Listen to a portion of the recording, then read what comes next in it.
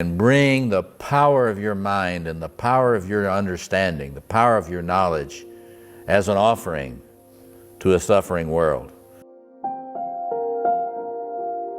Hello brothers, and welcome to the video. This is just going to be a short one where we take a clip from a recent Robert Moore lecture we have published on the channel.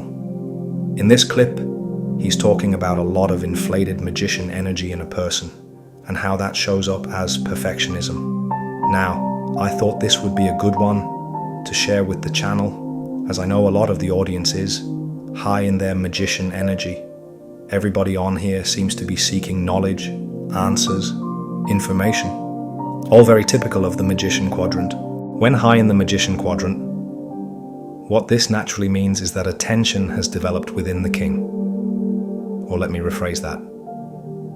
The magician is constantly in a tension with the king quadrant of your psyche.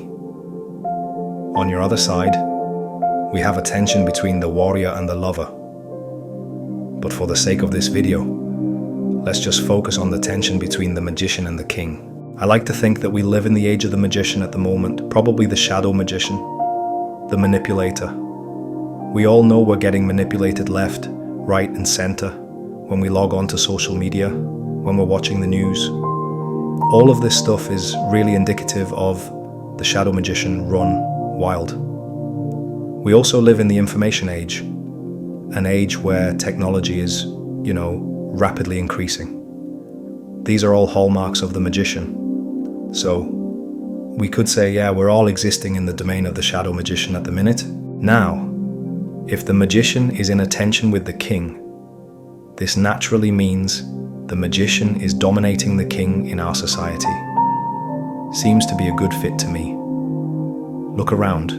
We are completely lacking in that healthy, balanced king energy, in that leadership. It's like in Lord of the Rings where you've got that creepy whisperer on the ear of the sick king. That would be Wormtongue whispering to King Theoden in the Two Towers. That's a good metaphor for the society that we're in at the moment. And that king, well, is probably you. Now, one of the ways this shows up in individuals, and Robert Moore will discuss in these clips, is a striving for perfectionism. Now, I'm sure you've probably experienced this striving for perfectionism within a workplace. If you work in a corporate office somewhere, there's always somebody who likes to, trot out the phrase, ideally it would be perfect. The type of people that will hold a piece of work up for very pedantic changes when it's already, above that threshold of being good enough to get boxed off and move on to the next task. So let's take a look and listen to what Robert Moore had to say about this aspect of inflated magician energy, and leave your thoughts in the comments.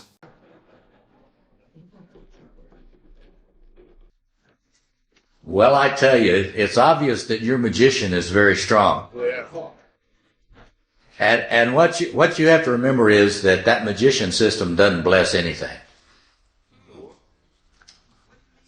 The magician system is I like to say, it's the archetypal system for interpretation. It's the archetypal system for analysis.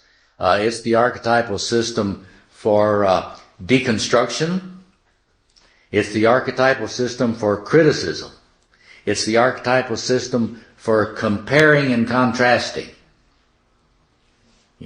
So if one's really into the magician system, he loves to compare all these theories, but if he's really dominated with that magician system, he's not going to find one he really likes. He's not going to be able to advocate a certain position, because advocating, it's a lot easier to criticize than it is to construct or to actually formulate one's own integrated point of view. So I totally get that tendency in personality. But so in other words, if the magician in you is strong, it's not going to be happy with many of the things it's scanning. It's going to find fault. That's its job.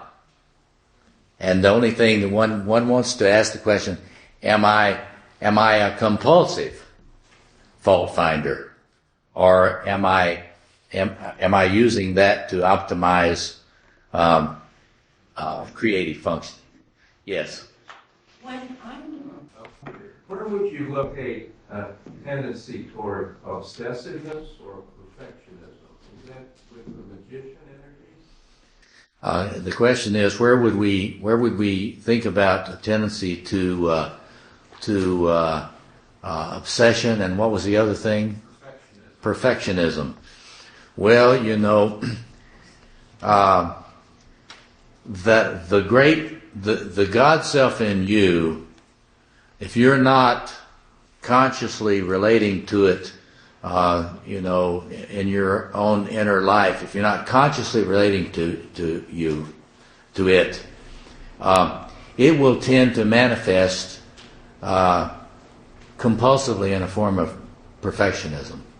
So you will tend to experience a crushing pressure to be perfect, because the archetypal self in you is impatient.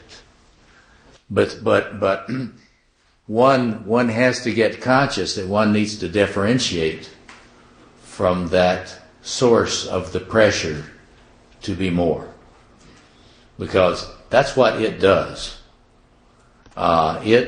It you know, in the early moments of your, and we're going to be talking about this after the break, as you're trying to develop a conscious relationship to the great it, I sometimes call it, the great it, in order to avoid labeling, then you have to understand that it doesn't go away when you ignore it. It manifests in less helpful ways. And so if one struggles with perfectionism, it's probably a little merger with the great it, because we're humans and we're not going to be perfect. And so when we are feeling crushed under a pressure for perfection, there's a kind of an unconscious identification with the great self. And look, we all have a tendency to read my Facing the Dragon book about that. We shouldn't ask ourselves, are we grandiose? We should ask ourselves, how am I grandiose? And the grandiosity comes, see, just the other part of your question, the grandiosity comes in all these quadrants. A lot of people think that the only really grandiose people are the narcissistic, the independent types. That's not true. That's not true. There are each kind of flooding is a certain form of grandiosity, because if it is flooding, you're in a kind of an unconscious merger with it.